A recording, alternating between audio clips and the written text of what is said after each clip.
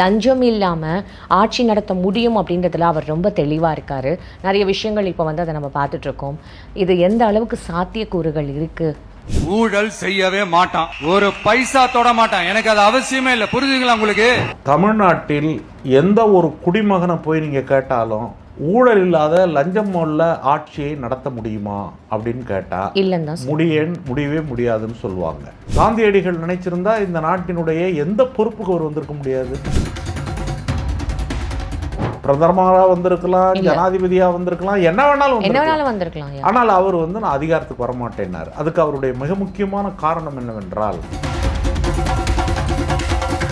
யார் பணம் லஞ்ச பணம் வாங்குவதையும் அனுமதிக்க மாட்டேன் என்று சொல்லக்கூடிய தைரியம் மட்டுமல்ல, அப்படி சொன்னதை ஆட்சி பொறுப்பேற்ற அடுத்த நொடியிலிருந்து ஒருவர் செயல்பட தொடங்கிவிட்டால் அது என்ன சாதாரணமான விஷயமா? உடனடியாக முடியாது. அது ஒன்றும் மேஜிக் கிடையாது. அது அலாவுதீன் அற்புத விளக்கு இருந்தால் தான் அதை தேய்ச்சி உடனே மறைந்து போ அப்படின்னா மறைந்து போ, வானா வர்றதுக்கு அப்படிலாம் ஆகணும்னு சில பேர் நினைக்கிறாங்க. அப்படி இல்லை. அரசாங்கத்தினுடைய பணத்தில் ஒரு 40%, 50%, சில இடங்களில் 60% கூட மக்கள் வரி பணம், பட்ஜெட்லேருந்து ஒதுக்கப்படுகிற பணம். அந்த பணத்தை சட்டப்பூர்வமாக கொள்ளையடிக்கக்கூடிய ஒன்றுதான் இந்த ஒப்பந்த முறை. எந்த நண்பர்கள் கடந்த காலத்தில் அரசியல் நடக்கக்கூடிய இந்த மோசடிகளை பற்றி என்னோடு கருத்து பகிர்வு நடத்தி கொண்டார்களோ அவர்கள் சொல்லுகிறார்கள், அது எல்லாம் நின்று போச்சு, அதை பார்த்து எல்லாரும் பயப்படுறாங்க. எப்படி ஒரு யுத்த காலத்தில் ஒரு நாட்டை பாதுகாப்பதற்கு எல்லாரும் ஒன்று சேருவாங்களோ, அதே போல ஊழல் ஒழிப்பு போராட்டத்துக்கு எல்லாரும் ஒன்றுபடணும். அதுதான் நேர்மை மிகுந்த அரசியல். விஜய் அவர்களை குறை சொல்லக்கூடிய எந்த கட்சிக்கும் அந்த நேர்மை இல்லை என்று தான் நான் நினைக்கின்றேன். இப்போ எதிர்கட்சி தலைவராக இருக்கிற உதயநிதி ஸ்டாலின் அவர்கள் இது மாதிரி இது ஒரு சோஃபா மாடல், நீங்கள் போகிறதுக்கு முன்னாடி விசிகே கட்சி ஆஃபீஸுக்கும் சிவி சண்முகம் ஆஃபீஸுக்கும் ஏன் சோஃபா போச்சுன்னு கேட்டாரே சார். ஒரு தலைவரோட வீட்டுக்கு ஒரு புது சோஃபா போகுது. சோஃபா பின்னாடியே புது முதலமைச்சரும் அந்த வீட்டுக்கு போறாரு. நம்முடைய இலங்கையில் ஈழப் போராட்டத்தில் தமிழ்நாட்டு மக்கள் எல்லாம் மதிக்கக்கூடிய ஒரு தலைவர் யாருனாக்கா பிரபாகரன். ஆமாம், அவர் அதிகம் பேச மாட்டார். பேச்சு என்பது அர்த்தமற்றது, செயல்னு சில நினைக்கலாம். அவர் சில நேரங்களில் பேசுகிறார், ஆனால் நோக்கங்கள் நீங்கள் பார்த்தீங்கன்னாக்கா கரெக்டாக இருக்குது. நம்பர் 1 ஊழல். ஓகே. ரெண்டாவது போதை மதுக்கு அடிமையாகும் நிலைமைகள். இது ரெண்டிலிருந்து தமிழகத்தை மீட்டுவிட்டால் யாருக்கு எந்த பண உதவியும் அரசாங்கம் செய்ய வேண்டிய அவசியமே கிடையாது. Tamil Nadu government is a model which is led by Joseph Vijay என்கின்ற ஒரு புதிய சகாப்தத்தை உலகுக்கு நம்மால் வழங்க முடியும், இந்தியாவிற்கு வழங்க முடியும்.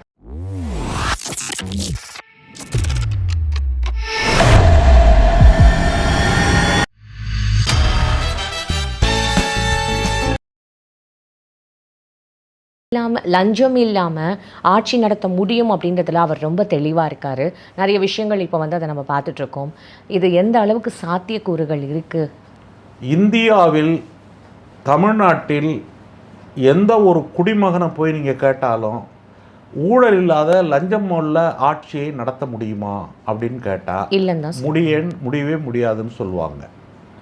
அது மட்டுமல்ல, 60 ஆண்டு காலமாக பலர் போராடி, காந்தியடிகளிலிருந்து தொடங்கி, காந்தியடிகளே இந்த ஆட்சி அதிகாரம் இருக்குது பாருங்கள், காந்தியடிகள் நினைச்சிருந்தா இந்த நாட்டினுடைய எந்த பொறுப்புக்கு அவர் வந்திருக்க முடியாது. பிரதமராக வந்திருக்கலாம், ஜனாதிபதியாக வந்திருக்கலாம், என்ன வேணாலும் வந்திருக்கலாம். ஆனால் அவர் நான் அதிகாரத்துக்கு வரமாட்டேன்னார். அதுக்கு அவருடைய மிக முக்கியமான காரணம் என்னவென்றால், நாட்டில் இருக்கக்கூடிய ஒட்டுமொத்தமான பயன் அடித்தள மக்களுக்கு போய் சேருவதற்கு தான் ஒரு கண்காணிப்பாளராக இருந்து அதை செயல்படுத்த வேண்டும் என்று அவர் விரும்பினார். ஆனால் அவர் சுட்டுட்டாங்க. அதனால பிரச்சனை வேறு மாதிரி ஆகிப்போச்சு. அதற்கு பிறகு நீங்கள் பார்த்தீங்கன்னா யாருக்குமே நம்பிக்கை இல்லை. ஆனால் எங்களை போன்றவர்கள் இப்போ என்ன கேட்டிங்கனாக்கா இன்றைய சிஸ்டத்தில் ஒரு ஊழல் இல்லாத ஆட்சியை தருவதற்கான சாத்தியங்கள் உண்டுங்கிறதான் என்னுடைய அபிப்பிராயம். நம்புறீங்க? அப்போ நான் யாரிடமும் பணமும் வாங்க மாட்டேன், யார் பணம் லஞ்ச பணம் வாங்குவதையும் அனுமதிக்க மாட்டேன் என்று சொல்லக்கூடிய தைரியம் மட்டுமல்ல, அப்படி சொன்னதை ஆட்சி பொறுப்பேற்ற அடுத்த நொடியிலிருந்து ஒருவர் செயல்பட தொடங்கிவிட்டால் அது என்ன சாதாரணமான விஷயமா? அதை பார்க்குற போது ஊழலும் லஞ்சமும் இல்லாத ஒரு ஆட்சியை ஒரு குறிப்பிட்ட கால எல்லைக்குள் உடனடியாக முடியாது. அது ஒன்றும் மேஜிக் கிடையாது. அது அலாவுதீன் அற்புத விளக்கு இருந்தால் தான் அதை தேய்ச்சி உடனே மறைந்து போ அப்படின்னா மறைந்து போ, வானா வர்றதுக்கு அப்படிலாம் ஆகணும்னு சில பேர் நினைக்கிறாங்க. அப்படி இல்லை, அடிப்படையான பிரச்சனைகளை அவர் தொடர்றாரு. நான் அறிந்த வரையில் இவ்வளவு குறுகிய காலத்தில் இன்னைக்கு அரசாங்கத்தினுடைய ஒப்பந்தங்கள்ங்கிறதுக்கு பாருங்கள், அந்த ஒப்பந்தங்கள் அல்ல, அது கொள்ளையர்களின் கூடாரம். அது அந்த கொள்ளையர்களின் கூடாரத்தில் என்ன நடக்குதுன்னு எவனுக்குமே தெரியாது. அரசாங்கத்தினுடைய பணத்தில் ஒரு 40%, 50%, சில இடங்களில் 60% கூட மக்கள் வரி பணம், பட்ஜெட்லேருந்து ஒதுக்கப்படுகிற பணம்.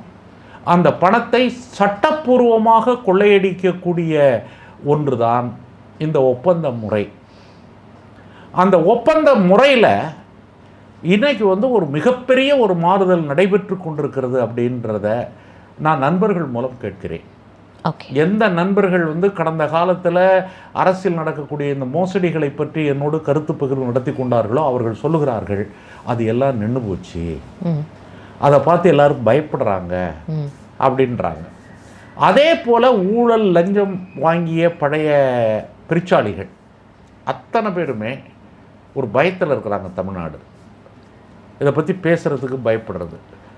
ஒரு 15 நாட்களில் இப்படி ஒரு மாற்றத்தை தர முடியுமாங்கிறது ஏதோ திடீர்னு ஒரு கனவு கண்டு எழுந்திரிச்சது மாதிரி தான் என்னை மற்றவர்களுக்கு தோற்றமளிக்கிறது. இதை விட்டுட்டு இப்போ என்ன செய்யணும் இவங்க? ஆளுங்கட்சி எதிர்கட்சி எல்லாம் சேர்ந்து ஒரு முன்மொழிவை அரசம் சொல்லுகிறது. ஊழல் லஞ்சம் இல்லாத ஒரு ஆட்சியை தமிழக மக்களுக்கு நாம் தருவோம் அப்படின்னு அவர் முதலமைச்சர் பொறுப்பேற்று கொண்ட போது அவர் சொல்கிறார். அதுக்கான திட்டங்கள் வகுக்கப்படுகிறது, அதுக்கான தனித்துறைகளையும் உருவாக்கியிருக்கிறார்கள். அந்த தனித்துறை பல காரியங்களை செய்கிறது. அப்போ என்ன செய்யணும்? ஆளுங்கட்சி எதிர்கட்சி அரசியல் கட்சிகள் எல்லாம் ஒன்று சேர்ந்து ஒரு ஊழல் ஒழிப்பு போராட்டத்தை, எப்படி ஒரு யுத்த காலத்தில் ஒரு நாட்டை பாதுகாப்பதற்கு எல்லாரும் ஒன்று சேருவாங்களோ அதே போல் ஊழல் ஒழிப்பு போராட்டத்துக்கு எல்லாரும் ஒன்றுபடணும். அதுதான் நேர்மை மிகுந்த அரசியல். அந்த நேர்மை மிகுந்த அரசியலை செய்யக்கூடிய தைரியம் என்பது இன்னைக்கு விஜய் அவர்களை குறை சொல்லக்கூடிய எந்த கட்சிக்கும் அந்த நேர்மை இல்லை என்று தான் நான் நினைக்கின்றேன். நீங்கள் இப்படி சொல்லிட்டு இருக்கீங்க, ஆனால் நீங்கள் எதிர்பார்க்குறீங்க அவங்க பேசணும்னு. இவர் இப்போ எதிர்க்கட்சி தலைவராக இருக்கிற உதயநிதி ஸ்டாலின் அவர்கள் இது ஒரு சோஃபா மாடல், இது ஒரு ரீல்ஸ் ஆட்சி அப்படின்னு சொல்லிட்டு போன கூட்டத்தில் கூட சொன்னாரே. இந்த சட்டசபையில் நடக்கும்போது கூட இந்த விஷயத்தை அவர் எதிர் வச்சாரே. இது ஒரு ரீல்ஸ் ஆட்சி, ரீல்ஸில் தான் நீங்கள் ஆட்சி பண்ணுறீங்க, இது மாதிரி இது ஒரு சோஃபா மாடல். நீங்கள் போகிறதுக்கு முன்னாடி விசிகே கட்சி ஆஃபீஸுக்கும் சிவி சண்முகம் ஆஃபீஸுக்கும் ஏன் சோஃபா போச்சுன்னு கேட்டாரே சார். கேட்குறாரு, அவருடைய நிலைகள்லேருந்து கேட்குறாரு. ஆனால் மொத்தமான ஒரு அரசியல் அப்படின்னு பார்க்கும்போது இன்று இந்த விவாதங்கள் இதையெல்லாம் தாண்டி வேறொரு இடத்துக்கு அது போயிடுச்சு. வேறொரு இடத்துக்கு அது போனது. பல நண்பர்கள் கூட என்கிட்ட கேட்டாங்க, விஜய் இப்போ அரசியல் பேச முடியலையே, அவர் அரசியலுக்கு வரமாட்டேங்கிறாரு, அரசியலை பற்றி அவர் பேசாமல் இருக்காரு அப்படின்னு சொல்லி பத்திரிகையாளர்களை சந்திக்கலன்ற ஒரு விஷயத்தை எல்லாமே சொன்னார். எனக்கு திடீர்னு ஞாபகம் வந்தது, நம்முடைய இலங்கையில் ஈழப் போராட்டத்தில் தமிழ்நாட்டு மக்கள் எல்லாம் மதிக்கக்கூடிய ஒரு தலைவர் யாருனாக்கா பிரபாகரன். அவர் அதிகம் பேச மாட்டார், பேட்டி கொடுக்குறதோ மற்றது ஆரம்ப காலத்தில் இருந்து. அது ஒரு தலைமறைவு இயக்கம், அது வேற விஷயம். உலகத்தில் பல தலைவர்கள் அப்படி இருப்பாங்க, சிலருடைய இயல்பு இருப்பாங்க. பேச்சு என்பது அர்த்தமற்றது, செயல்னு சில நினைக்கலாம். அவர் சில நேரங்களில் பேசுகிறாரு, ஆனால் நோக்கங்கள் நீங்கள் பார்த்தீங்கன்னாக்கா கரெக்டாக இருக்குது. நோக்கங்கள் ஒரு குறிப்பிட்ட ஒரு ஆரம்பத்தில் எதெல்லாம் அவர் செய்யணுங்கிறாரோ அதை செய்கிறாரு. சொல் வேண்டுமா செயல் வேண்டுமா அப்படிங்கிறது மெயினாக வருது. உதாரணமாக இப்போ என்னுடைய காமன் சென்ஸ், என்னுடைய பொது புத்தியில் நான் இந்த நாட்டில் ஏற்பட்டிருக்கிற மிகப்பெரிய தீமைகளாக என்னை போன்ற அரசியல்வாதிகள் கருதுவது நம்பர் 1 ஊழல். ஓகே. ரெண்டாவது போதை மதுக்கு அடிமையாகும் நிலைமைகள். இது ரெண்டையும் ரெண்டிலிருந்து தமிழகத்தை மீட்டுவிட்டால் யாருக்கு எந்த பண உதவியும் அரசாங்கம் செய்ய வேண்டிய அவசியமே கிடையாது. ஒரு குடும்பத்தில் குடிகாரம் இல்லைன்னு வச்சுக்கோங்களேன், அந்த குடும்பத்தை அந்த பெண்களாலேயே மிக திறம்பட நடத்த முடியும். அதே போல ஊழல் லஞ்சம் ஒவ்வொரு மனித வாழ்விலும் பார்த்தீர்கள் என்று சொன்னால் கிட்டத்தட்ட ஒரு 60-70% வருமானங்கள், மக்களுடைய வருமானங்கள் ஊழல் லஞ்சத்தில் போய் சேருது. நீங்கள் டைரக்டா மக்கள் கொடுக்கறது மட்டுமல்ல, அரசாங்க பணத்தை அரசாங்கத்துக்கு வர வேண்டிய பணத்தை ஒரு கான்ட்ராக்ட் மூலமாக ஒரு தனிப்பட்ட ஆட்கள் எடுக்கிறதுங்கிறதும் அந்த லஞ்சத்தில் சேருது. அப்படி பார்த்தீங்கன்னாக்கா 60-70% அதிகமான மக்களுக்கு சேர வேண்டியது. நீங்கள் ஒரு ஜனநாயகம் அப்படின்னு பார்த்தீங்கன்னா, ஜனநாயகத்தினுடைய வளர்ச்சி, அதில் கிடைக்கக்கூடிய லாபம், அதில் கிடைக்கக்கூடிய பணம் எல்லாம் அந்த மக்களுக்கு சமமாக பகிர்ந்தளிக்கப்பட வேண்டும் எல்லாருக்கும். கண்டிப்பா. ஆனால் அந்த மக்களுக்கு அது பகிர்ந்தளிக்கல. அரசியல் கட்சிகளில் சில பிரமுகர்களுக்கு, தனி மனிதர்கள் இல்ல அந்த ஒரு கட்சிக்கு மட்டும் சிற்றரசர்களாக மாறிட்டாங்க. அவங்களுடைய கண்ட்ரோல்ல 3 மாவட்டம் 4 மாவட்டம் இப்படி இருக்கு. நீங்க நினைத்து பார்க்க முடியாத சொத்து. நான் ரொம்பவும் தெளிவாகவும் ஓப்பனாகவும் நான் சொல்றேன், இந்த மேடையில் ஒரு சவால் விட்டு சொல்றேன்.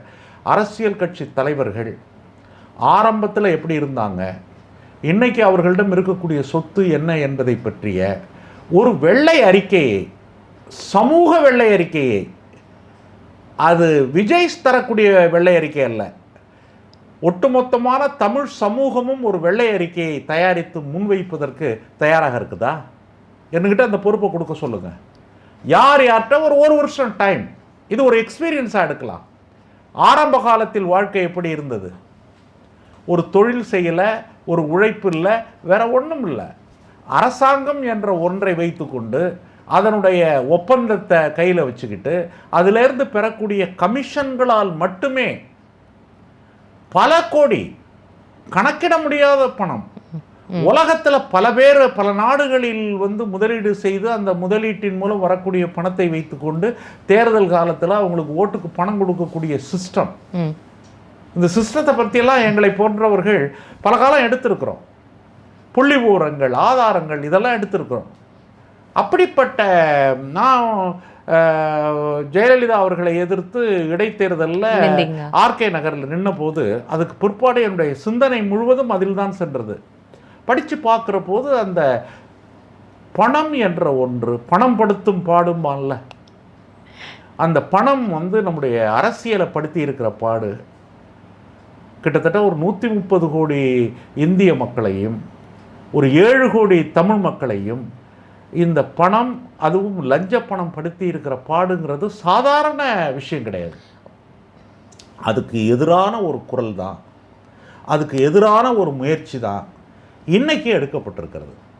தமிழ்நாட்டு மக்கள் மனப்பூர்வமாக, மற்றது எல்லாத்தையும் தூக்கி அந்த பக்கம் போடுங்க, சட்டம் ஒழுங்கு கெட்டு போச்சுங்கிறாங்க, கொலைகள் நடக்குதுங்கிறாங்க, அதெல்லாம் தடுக்கணும். அது சமூக இயக்கங்களாக மாறி ஒவ்வொரு இடத்துல போதை ஒழிப்பு, இந்த போதை கூடிய பல கொலைகள், பல இதுக்கு இன்னும் அது அந்த முன்னால இருந்த ஆட்சியோட நீட்சினும் ஒரு பக்கம் சொல்லப்படுது. முன்னாட உள்ள ஆட்சி மட்டுமல்ல, அது ஒரு சிஸ்டமாகவே ஒரு 50-60 ஆண்டு காலம் பழகி போன ஒன்னையும் ஒரு சிஸ்டத்தையும் ஒரு 2 நாள் 3 நாளில் மாற்ற முடியாது. அப்படியும் அதுக்கு முந்தி ஆட்சிக்கு வந்த உடனேயே அவர்கள் திருச்சியில் ஒரு ரவுடிகளை எல்லாம் கொண்டு வச்சு, கஞ்சா விற்கிறவன் அவன் இவனெல்லாம் வச்சு, நீங்கள் திருந்திக்கிங்க இல்லாட்டி உங்களுக்கு வேற தான் பனிஷ்மெண்ட் கிடைக்கும் அப்படிங்கிறதையும் அச்சுறுத்தினாங்க. இதெல்லாம் நடந்தது, இந்த முயற்சிகள் நடந்தது. இப்போ என்னுடைய வேண்டுகோள் என்னன்னா, அரசாங்கம் ஊழலை ஒழிப்பதற்கு எடுக்கக்கூடிய முயற்சியைப் போல வெகு மக்கள் மத்தியில் அது ஒரு இயக்கமாக மாற வேண்டும். வெகு மக்களும் அரசாங்கமும் இணைந்து இந்த காரியத்தை செய்ய வேண்டும். அதற்கான ஒரு புதிய ஏற்பாடுகளை இந்த அரசு செய்ய வேண்டும். இந்த அரசுகிட்ட நான் கேட்கக்கூடிய வேண்டுகோளாக முன்வைக்கக்கூடிய விஷயங்கள் என்ன அப்படின்னாக்க, மக்கள் தரப்பிலிருந்து ஒரு அரசாங்கத்தினுடைய கட்டுமானத்தில் ரொம்பவும் முக்கியமானது அரசாங்கத்தினுடைய கொள்கைகள். முதலமைச்சர் மற்ற அமைச்சர் அவங்க கிளீனாக இருக்கிறது, அவங்களுடைய முயற்சிகள். அந்த முயற்சிகள் நடக்கிற அதே நேரத்தில் வெகு மக்கள் மத்தியில் அதை பற்றிய விளக்கங்களை கொடுத்து அறிவார்ந்த இளைஞர்களை தயாரித்து அந்த அறிவார்ந்த இளைஞர்களுடைய ஊக்கத்தை மக்களின் ஊக்கமாக மாற்றி அந்த மக்களின் ஊக்கத்தையும் அரசாங்கத்தினுடைய முயற்சியையும் ஒருங்கிணைத்து செயல்படக்கூடிய ஒரு செயல்முறை தேவைப்படுகிறது. இதை அரசியல் என்ன சொல்லுவாங்கன்னா பார்ட்டிசிபேட்டட் டெமோக்ரஸி அப்படின்னு சொல்லுவாங்க, பங்கெடுப்பு ஜனநாயகம். ஓகே. ஒவ்வொரு இடத்திலும் இப்போ நீங்கள் ஒரு குடும்பம் நடத்துகிறீங்கனாக்கா, ஒரு குடும்பத்தில் போய் நீங்கள் ஒரு பொருள் வாங்குறீங்க அப்படின்னாக்கா உங்களுக்கு 10,000 ரூபா உங்கள் கையில் இருக்குது அப்படின்னு சொன்னாக்க, அதை வைத்து எப்படி அந்த குடும்பத்தை நல்லா சிறப்பாக நடத்தலான்னு நீங்கள் திட்டமிடுறீங்கள, அந்த செயல்பாட்டில் நீங்கள் பங்கெடுக்கிறீங்கள, உங்கள் கணவரை பங்கெடுக்க வைக்கிறீங்க, உங்கள் பிள்ளைங்களை பங்கெடுக்க வைக்கிறீங்க, எல்லாரையும் பங்கெடுக்க வைக்கிறீங்கள, அதுதான் பங்கெடுப்பு. ஓகே. அப்போ நம்முடைய ஜனநாயகத்தில் இந்த மாதிரியான பங்கெடுப்புகள் மிகவும் முக்கியமானது. பல பேர் இதை பற்றி இருக்காங்க. ஒவ்வொரு பணம் என்னுடைய பணம் கணக்கு நீங்கள் கொடுக்கணும். புரியுது. அதே போல் குடிமக்கள் ஒவ்வொருவரும் இந்த நாட்டில் உள்ள ஒவ்வொரு பைசாவும் எங்கள் பைசா, நாங்கள் கொடுக்குற வரிப்பணம், அரசு எங்கள் அரசு, அதுக்கான கணக்கை நீங்கள் எங்களுக்கு சொல்லணும். இதுதான் ஒரு பங்கெடுப்பு ஜனநாயகத்தினுடைய ஒரு அடிப்படை. டிரான்ஸ்பரன்சி எல்லா இடத்துலையும் ரொம்ப இம்பார்ட்டண்ட் அப்படின்றது தான் இங்கே பார்க்கப்படுது. ஏன்னா இவங்களும் வெள்ளை அறிக்கை நாங்கள் சமர்ப்பிக்க போகிறோம் அப்படின்னு ஒரு பக்கம் சொல்லியிருக்காங்க இல்லையா, அதுக்குமே நிறைய ஒரு எதிர்பார்ப்பு இருக்குது. கடைசியாக நீங்கள் இந்த ஆட்சிக்கு இப்போ உள்ள நம்ம சிஎம் விஜய் அவர்களுக்கு உங்களோட அனுபவத்தில் ஏதாவது சொல்லணும்னு நினைக்கிறீங்களா? நான் என்ன நினைக்கிறேன் அப்படின்னு கேட்டிங்கனாக்க, உலகத்தின் பல நாடுகளில் ஜனங்களுக்கு ஒரு ரைட் கொடுத்துருக்குறாங்க. அதாவது சமூக தணிக்கை, பொதுமக்கள் தணிக்கை என்ற ஒன்று இருக்கு. People auditing. இப்போ அரசாங்கம் ஆடிட் பண்ணுது, மக்கள் ஆடிட் பண்ணதே இல்லை. மக்கள் ஆட்சின்னு சொல்கிறோம். மக்கள் ஆடிட் பண்ணாத ஒன்று எப்படி மக்கள் ஆட்சியாக இருக்க முடியாது. அதே சமயத்தில் நான் எல்லாம் ஆடிட் பண்ணுறேன், நீ ஆடிட் பண்ணுறேன்னா குழப்பம்தான் மிஞ்சும். அதனால பொதுமக்கள் ஒவ்வொரு இடத்திலும் குறைபாடுகள் வருகிற நேரங்களில் ஒரு 100 கோடி ரூபா பொறுமானம் உள்ள ஒரு இடத்த கட்டுறாங்க, ஆனால் 20 கோடி தான் செலவு பண்ணியிருக்காங்க அப்படின்னாக்க, அந்த மக்கள் இதை பற்றி தங்களுடைய கருத்துக்களை சொல்வதற்கு அவங்களுக்கு இந்த சமூக ஆடிட்டிங் என்ற உரிமையை தர வேண்டும். அரசு அதை பரிசீலிக்கலாம். சரி. அதே போல இளைஞர்கள், பல இளைஞர்கள் ஊழலும் லஞ்சமும் இல்லாத சமூகத்தை உருவாக்குவோம் என்று நினைக்கக்கூடிய இளைஞர்கள், முதல்ல அவங்க ஊழலும் லஞ்சமும் நான் செய்ய மாட்டேன்னு எல்லாரையும் உறுதி எடுக்க வைக்கணும்.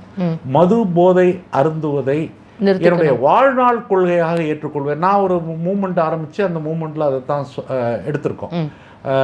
ஒரு ஒரு ஒரு ஒரு 2000-3000 இளைஞர்களுக்கு அந்த உறுதிமொழியை ஏற்க வச்சோம். பெசன் நகரில் நடைபெற்ற ஒரு இதில் காந்தி பிறந்த நாளில் மது போதை தடுப்பதை என்னுடைய வாழ்நாள் கொள்கையாக ஏற்றுக்கொள்வேன். இந்த ஒரு யங்கர் குரூப்புக்கு அந்த உறுதிமொழியை ஏற்க வைக்கணும், அது ஒன்று. அதே போல் சோஷியல் ஆடிட்டிங், இந்த மாதிரியான ஒரு சமூக செயல்பாட்டு அமைப்புகள், விவசாயிகள், தொழிலாளர்கள். இப்போ நான் வர்றபோது பார்த்தீங்கன்னாக்க ஒரு ஆட்டோ டிரைவர் அப்படியே புலம்பிக்கிட்டே இருந்தார். அவங்களுடைய பிரச்சனை, அவங்களுக்கு ஒரு பிரச்சனை இருக்குது. இப்படிப்பட்ட மக்கள் பிரச்சனையை தீர்ப்பதற்கு அதிகாரிகளால் மட்டும் தீர்க்க முடியாது. சரி.